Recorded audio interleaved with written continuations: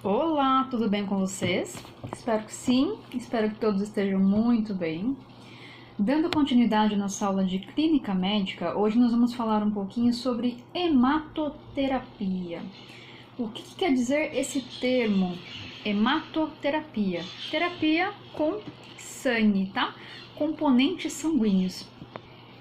Então, consiste na administração de sangue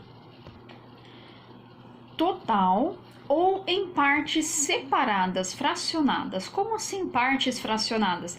Exemplo, só administração de plaquetas ou de hemácias ou de plasma, que são componentes sanguíneos, né? Então, de repente, aquele paciente não está precisando do sangue total, e sim de algumas frações, de alguns hemocomponentes. Lembrando que essa técnica de hematoterapia, a administração ocorre por via endovenosa e a transfusão sanguínea é algo que deve ter muito cuidado, muita atenção. É uma técnica que existe muita responsabilidade, exige conhecimento teórico, prático, preparação, tá? Principalmente porque pode ocorrer inúmeras complicações durante a administração ou após a administração. Então, antes da gente pensar um pouquinho na hematoterapia, nós temos que pensar se existe, um sangue preparado para poder ser administrado num paciente, é porque houve algum doador, tá? Então, quem doa normalmente doa de forma responsável. É realizado uma entrevista com o possível doador, tá? Nessa entrevista são coletados alguns dados do doador, como antecedentes familiares, pessoais, históricos, doenças pré-existentes, se há algum tipo de vício, né? E o banco de sangue, ele é responsável por investigar se há alguma anormalidade com o possível doador ou com o sangue, do possível doador, para poder garantir a segurança do receptor, que é aquele paciente que vai receber esse sangue, tá? Só para vocês conseguirem entender, existem os tipos de sangue, tá? Então tem o tipo de sangue O negativo, tipo A, tipo B, tipo AB, tá? E é necessário que haja uma compatibilidade da pessoa que está recebendo. Então, o tipo A, vamos pensar assim, o tipo O negativo, ele é o doador universal, ou seja, pode ser doado para todas as pessoas. Só que ele só pode receber dele mesmo. Então, quem tem o sangue O negativo só pode receber O negativo. Quem tem qualquer tipo sanguíneo pode receber também O negativo, tá? O sangue tipo A, ele só pode receber do tipo A também ou do O negativo, porque ele é compatível com todos os outros tipos, tá? O tipo B, ele pode receber do tipo B e do O negativo. O tipo AB, olha que legal, daí já é um receptor universal, porque ele pode receber tanto do A, quanto do B, quanto do O, né? Então, só para vocês entenderem mais ou menos como que funciona essa questão do tipo sanguíneo, tá? Então, deve ter muita atenção para poder preservar a saúde da pessoa que está recebendo. E existem alguns requisitos gerais que o doador deve conter, como, por exemplo, idade. Então, o doador ele deve ter entre 18 a 69 anos, tá? Tem uma relação com o peso também desse doador. O peso corporal deve ser acima de 50 quilos. Se for de 50 quilos para baixo, ele não pode doar, tá? Deve certificar se o doador não está em jejum para doar sangue. Pelo contrário, é necessário fazer um café da manhã bem reforçado, tá? Para não ter perigo de dar uma hipotensão, uma hipoglicemia na hora em que estiver doando, tá? Então ele precisa sim tomar um café da manhã reforçado, né, se alimentar antes de doar. Só lembrando com relação ao almoço, tá? Se essa pessoa for doar depois do almoço, pelo menos esperar umas 2 horas após o almoço, porque tem um processo de digestão que requer, né, muita quantidade de sangue para realizar esse processo. Então, se for doar logo após o almoço, vai causar um mal-estar também nessa pessoa, tá? O doador deve ter os sinais vitais extremamente estáveis. Se tiver qualquer alteração dos sinais vitais, não vai poder doar, tá? Glicemia de jejum, que é aquele exame do destro, né? Para verificar a quantidade de glicemia, de glicose, né? Deve estar ok também, não pode estar abaixo do limite, nem acima do limite esperado. E o doador deve apresentar perfeito estado de saúde física e mental. Fatores que contraindicam uma doação. Então, qualquer um desses requisitos que eu vou falar agora, se existirem no possível doador, ele não vai poder doar, tá? Então, doenças pré-existentes ou mesmo histórico de doenças, se ele já teve contato com alguma dessas doenças, tá? Hepatite, sífilis, doenças de Chagas, malária, tuberculose, alergia, asma, diabetes, AIDS, urticária, doenças de pele, epilepsia, câncer ou qualquer outra doença infecciosa que esteja ativa no momento. Não pode doar, tá? Se essa pessoa for dependente química, tá?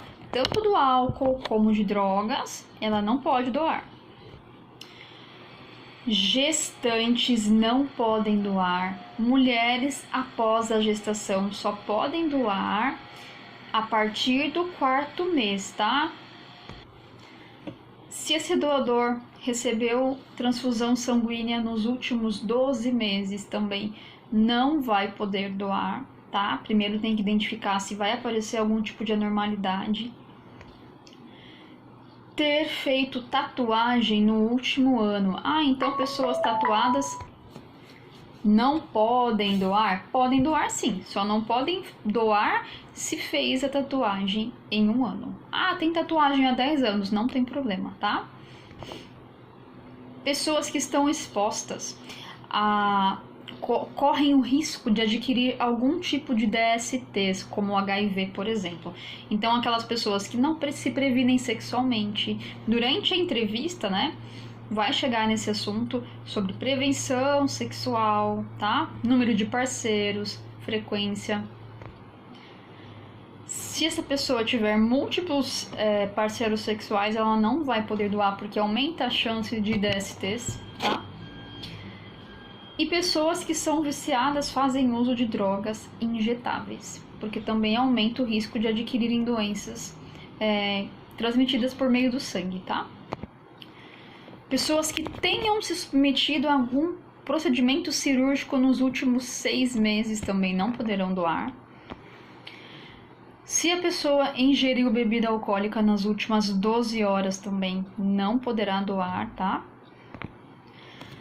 Homossexuais, pessoal, principalmente do sexo masculino, se tiveram relações nos últimos 12 meses também não poderão doar.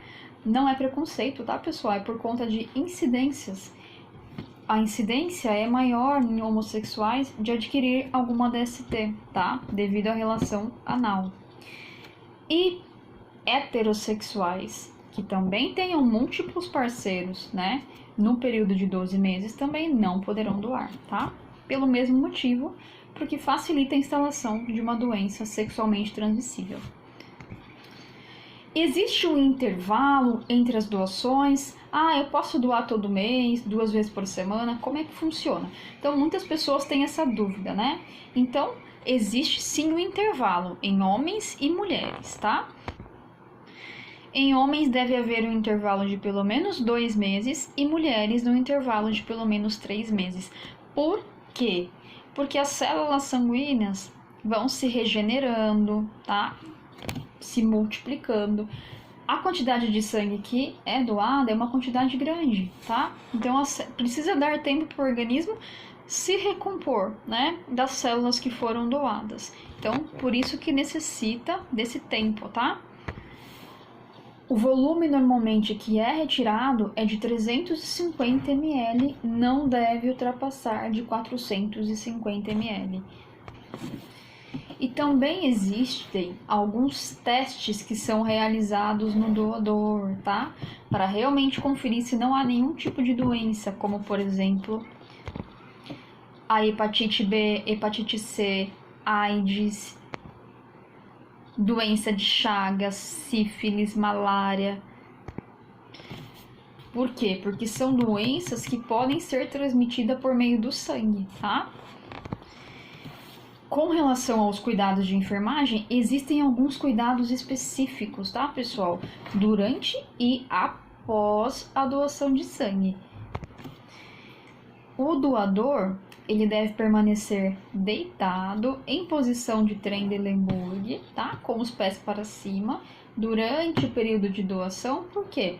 Para estimular, né, os batimentos cardíacos e estimular o nível normal da pressão arterial, para ele não ter uma hipotensão muito severa, né, chegar a desmaiar, ter algum problema na hora da doação, tá?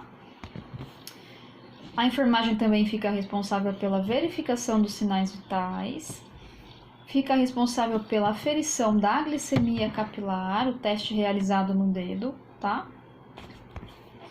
Explicar para o paciente o que será realizado, como será realizado, quais são os materiais que serão utilizados, realizar a antisepsia do membro que será puncionado, tá? Fazer a punção venosa, normalmente com abocate, que é realizado, abocate de grande calibre, tá? E é importante manter esse doador em posição confortável, porque como demora um tempo, né, para doar, então manter em posição confortável, né, sentado ou em posição deitada. E existem alguns cuidados que deverão ser utilizados após o término, tá? Como por exemplo, assim que terminar, né, de transfundir para o saco coletor, né, de sangue, vai retirar o garrote que está no paciente, vai retirar o abocate e vai fazer uma compressão. Como o abocate é calibroso, é importante essa compressão para que o sangue não fique refluindo, não fique saindo, né?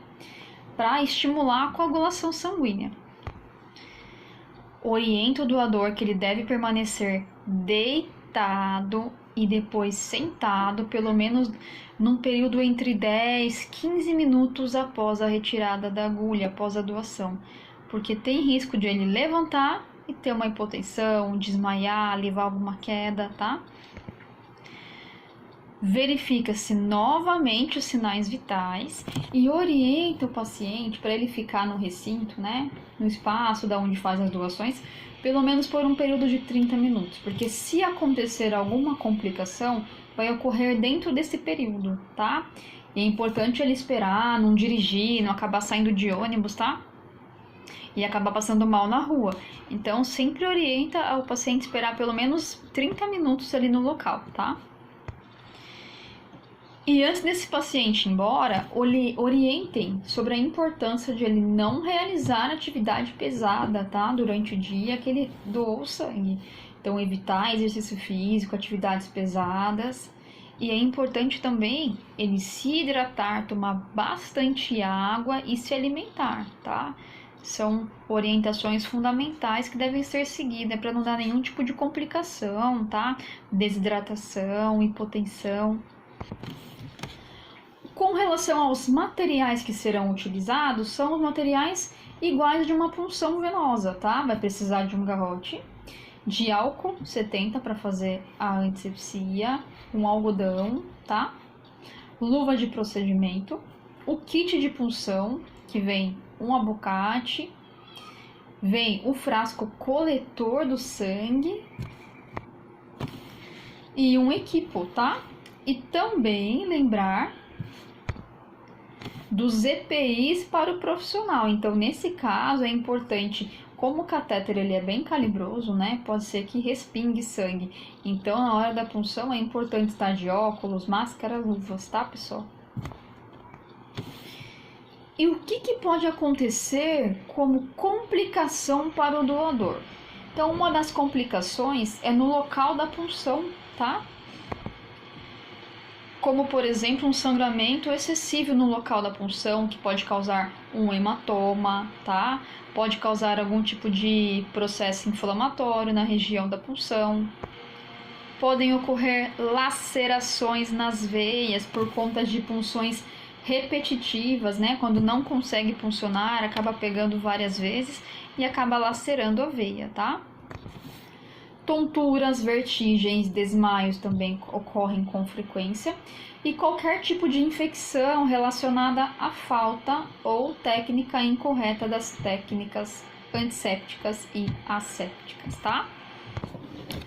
Nós falamos um pouquinho sobre o doador e agora vamos falar sobre o receptor.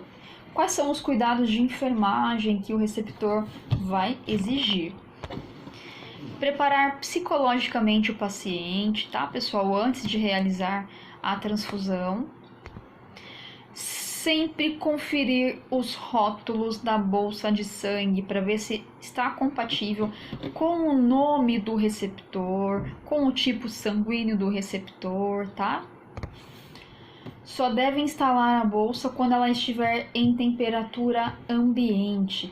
Principalmente quando ela vem, né, de locais terceirizados, ela vem com uma temperatura elevada, né? Porque fica lá no gelox, então ela vem numa temperatura elevada. Quando eu falo elevada, né, vem resfriada. Então é importante lembrar que a administração deve ocorrer com a temperatura ambiente, tá? Nunca no momento que chegou resfriado já vai colocar no paciente. E o equipo que é utilizado para fazer a conexão, né, com a bocache e com o frasco de sangue é um equipo especial. Então não pode ser utilizado o equipo comum, tá? Então esse equipo ele deve vir junto com o kit de transfusão. Vocês sempre vão explicar para o paciente o que será realizado, tá? Verificar as condições gerais dele. Sempre observar as condições das veias, escolher a veia que melhor se adequa a um catéter calibroso, tá? Lembrando que esse acesso venoso, ele deve ser exclusivo para a transfusão sanguínea, tá, pessoal? Então, não deve ser administrado qualquer outra medicação ali no mesmo catéter. Ah, se o paciente estiver internado, né, já tiver com acesso onde faz medicação, vocês vão puncionar um novo acesso para ser exclusivo da transfusão. Com relação ao gotejamento, existe um cálculo de gotejamento, o médico vai prescrever, né, quantas gotas por minuto. Aí vocês vão programar, tá? O conta-gotas, ou em bomba de infusão, ou em conta-gotas.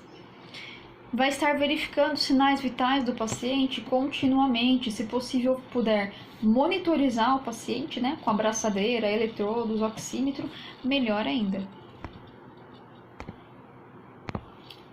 É importante sempre estar anotando, pessoal, os horários do início e do término da transfusão, tá? E existe um livro de registro também, um documento, tá, impresso. São vários documentos que devem ser preenchidos com os dados do paciente, dados do tipo sanguíneo, tá? Do componente que está sendo administrado, e vocês devem preencher esse livro, tá? E esses impressos. Podem, se o paciente estiver com sonda vesical de demora, podem começar a observar a presença de hematúria, que é sangue na urina, tá? Sempre controlando esse volume de líquido do paciente, a quantidade de urina que ele está eliminando. Fica mais fácil quando o paciente está de sonda vesical de demora, porque se ele estiver de fralda, aí fica mais complicado, não tem como mensurar, né? E existem algumas complicações que podem ocorrer, tá? Então, é uma classificação em complicações imediatas, assim que administra já o conteúdo, tá? E as complicações tardias, que demoram um pouquinho para acontecer, demoram algumas horas, tá? Ou de repente após a transfusão total. Então pode aparecer febre, como imediata, tá? Reações alérgicas, né, de hipersensibilidade. Pode aparecer espirros, pode ser em forma de urticária, que são lesões na pele que coçam bastante, tá? Dificuldade para respirar, prurido, coceira na pele, coceira no nariz, na garganta. E pode ocorrer também, num caso mais extremo, uma anafilaxia, um choque anafilático, né? Que é um choque que ocorre devido ao aumento de componentes que causam alergia nesse paciente. E aí é perigoso, né? Entrar em parada cardiorrespiratória. Existem também algumas reações hemolíticas e incompatibilidade sanguínea. E aí, o que vocês vão observar que vai acabar acontecendo com o paciente? Um surgimento súbito de calafrios, dor na região lombar, cefaleia, ansiedade, dispneia, cianose, febre, náuseas, vômitos, hematúria, que é a presença de sangue na urina, hipotensão arterial, que é a diminuição da pressão arterial. E essas incompatibilidades, elas costumam aparecer nos primeiros 30 minutos de infusão, então é algo bem rápido, tá? E pode ocorrer também uma sobrecarga respiratória. O que acontece? Por conta desse aumento brusco, né, de volume circulante, um aumento rápido, né, do volume de sangue que está circulando, começa a despertar dispneia, que é dificuldade respiratória, ortopneia, dificuldade respiratória de acordo com a posição que o paciente se encontra, deitado, que é mais usual, tá?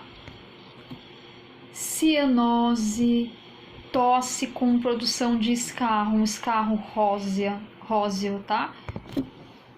Isso costuma acontecer quando o volume de sangue é infundido muito rápido.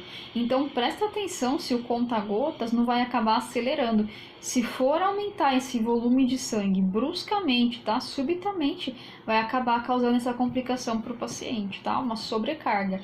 E para os pacientes também que sofrem de insuficiência cardíaca ou insuficiência renal, pode ser que também ocorra essa sobrecarga. Então, tudo isso que eu falei agora são sinais e sintomas imediatos, tá? A gente vai falar um pouquinho do tardio agora. Então, complicações tardias podem acontecer normalmente após algumas horas, meses, tá? Como, por exemplo, a hepatite. Então, pode aparecer contato com hepatite depois de 2 meses, 6 meses após a transfusão. Por que isso acaba ocorrendo? Devido à presença do vírus do doador, tá? Então, às vezes, não aparece no exame do paciente que está do doador, né? Que está doando o sangue, não aparece. E quando o paciente vai receber, né? O receptor, acaba transmitindo para ele a patologia, tá? Pode aparecer também a malária depois de algumas semanas. Aí o paciente ele vai começar a apresentar febre alta, cefaleia, calafrios, dor na lombar. E também pode aparecer AIDS, tá? A presença do vírus HIV. Aí começa o emagrecimento muito rápido, como um dos sintomas iniciais, náuseas, vômitos, diarreia, e mais ou menos num prazo a partir de 3 meses após a transfusão. Doenças de Chagas também pode aparecer, e a sífilis, entre outras doenças, tá, pessoal? E os cuidados de enfermagem consistem em, principalmente, se atentar às reações transfusionais. O que acontece nas reações transfusionais? Se aparecer qualquer tipo de reação no momento imediato à administração ou minutos após, interromper a administração, tá? Interrompe a administração assim que o médico retornar, assim que vocês interromperem, vão comunicar o enfermeiro do setor ou o médico, tá? vai medicar conforme a prescrição médica, vai enviar o sangue de volta, tá? Junto com o equipo, novamente para o laboratório que enviou, né? Para o hemonúcleo que enviou. Se o médico prescrever, vai coletar exames laboratoriais de sangue e urina. Vocês vão comunicar os responsáveis pelo banco de sangue, tá? E vão anotar, notificar todo o ocorrido no momento da transfusão. Então, naquele impresso que eu comentei com vocês, né, que normalmente vem alguns impressos e tem um caderno transfusional também, tá? Onde vai marcar todas as informações da transfusão, vocês vão colocar lá tudo que for de intercorrência, tudo que aconteceu, tá?